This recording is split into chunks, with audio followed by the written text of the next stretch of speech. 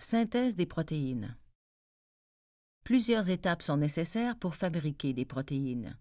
Les nombreuses structures représentées ici avec des lettres dans le noyau sont des nucléotides. Ils sont utilisés pour fabriquer un type d'acide nucléique appelé ARN messager. Un gène est un segment d'ADN codant pour une protéine donnée. Les deux brins de l'ADN se séparent à l'endroit où se trouve le gène, et un brin sert de modèle pour copier les instructions sous forme d'ARN messager. Cette étape constitue la transcription. Dans l'ARN, la base azotée thymine est remplacée par l'uracile. L'appariement des bases est respecté, A avec U et C avec G.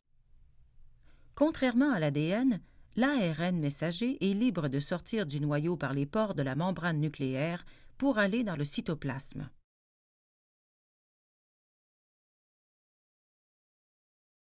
Les ribosomes, fixés à la surface du réticulum endoplasmique, assurent la synthèse des protéines. Ils s'attachent au brin d'ARN messager et lisent ainsi les instructions permettant l'assemblage des acides aminés constituant la protéine. Plusieurs ribosomes liront le même ARN messager afin de produire un grand nombre de protéines. Celles-ci se retrouveront à l'intérieur du réticulum endoplasmique par l'intermédiaire de ses pores. En réalité, un ARN messager contient des centaines de nucléotides. En raison de contraintes d'espace, nous avons ici limité la longueur de la molécule. Voyons de plus près le travail des ribosomes. Chaque groupe de 3 lettres de l'ARN messager, soit les codons, code pour un acide aminé particulier. L'ARN de transfert apporte l'acide aminé approprié à la suite de la lecture faite par le ribosome. L'ARN de transfert se lie de manière complémentaire au codon de l'ARN messager par l'intermédiaire de ses anticodons. Chaque ARN de transfert se fixe temporairement au ribosome, le temps de libérer son acide aminé.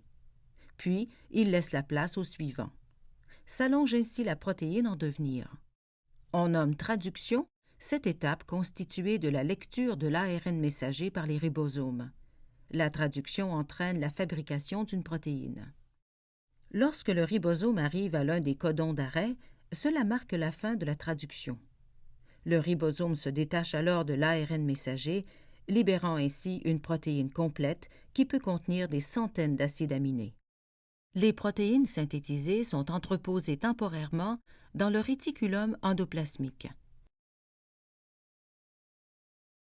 Celui-ci bourgeonne à sa surface et enveloppe les protéines dans des vésicules. La vésicule de transport achemine les protéines synthétisées vers un autre organite, l'appareil de Golgi. La vésicule fusionne avec la membrane de l'appareil de Golgi et son contenu se retrouve à l'intérieur de l'organite. L'appareil de Golgi trie, concentre et emballe les protéines dans des vésicules qui bourgeonnent à partir de sa surface. Tout dépendant de son contenu, la vésicule peut 1. Sécréter les protéines qu'elle contient à l'extérieur de la cellule par exocytose après avoir migré jusqu'à la membrane. 2.